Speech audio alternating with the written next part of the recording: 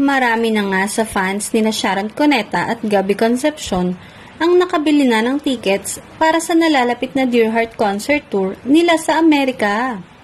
Nakausap na din si Nancy Yang, ang promoter ng Dear Heart USA Concert Tour, at sinabing handa na nga ang lahat para sa proyektong iyon. Sasabak sina Sharon at Gabby sa isang big press con para i-announce ang tungkol sa kanilang USA Concert Tour.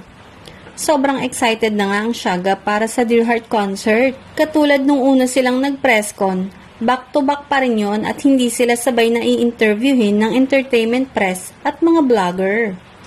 Mas maganda raw kasi na sa mismong Dear Heart USA Concert to sila makikitang magkasamang muli. At dahil marami na ang nag-aabang at humiling nito, inaasahang magiging sold out ang lahat ng Dear Heart Concert nila sa Amerika.